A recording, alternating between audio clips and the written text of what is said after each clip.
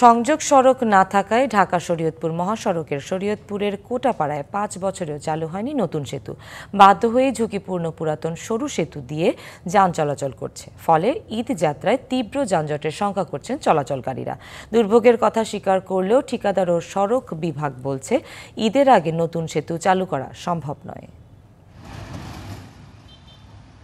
ঢাকা শরীয়তপুরের মহাসড়কের কীর্তিনাশা নদীর ওপর 5 বছর আগে শুরু হয় নতুন সেতু নির্মাণ কাজ শেষ হলেও সংযোগ সড়ক না থাকায় কোনো কাজে আসছে না 58 কোটি টাকার অবকাঠামোটি।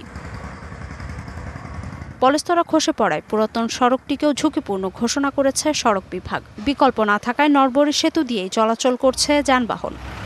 যমুনা ইলেকট্রনিক্স ঈদে ডাবল খুশি অফার সিজন 3, যে কোনো পণ্য কিনলেই পাচ্ছেন নিশ্চিত ঈদ উপহার।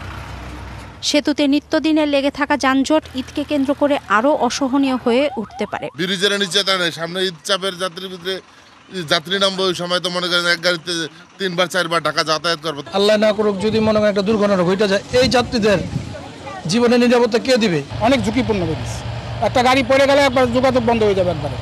ভোগান্তির কথা স্বীকার করলেও ঈদের আগে কর্তৃপক্ষের কাছে নেই কোনো সমাধান। আমরা খুব চেষ্টা করছি, কিন্তু কোনো দিক থেকে আমরা আনার মতো কোনো ব্যবস্থা আমরা করতে পারিনি। এই কারণে ব্রিজটা ছাড়তে আমাদের দেরি হচ্ছে। বালির সাপ্লাইয়ের কাজ পুরোপুরি শেষ হয়ে সাববেসটা করলেই সেতুটা যানবাহন চলাচলের জন্য উন্মুক্ত করে দেওয়া সম্ভব হবে। আমরা আশা করছি যে বালির নতুন উৎস খুব তাড়াতাড়ি খুঁজে বালির সাপ্লাইয়ের কাজ আবারও শুরু হবে। ঈদে এ মহাসড়কে যানবাহনের চাপ বেড়ে যায় কয়েক গুণ।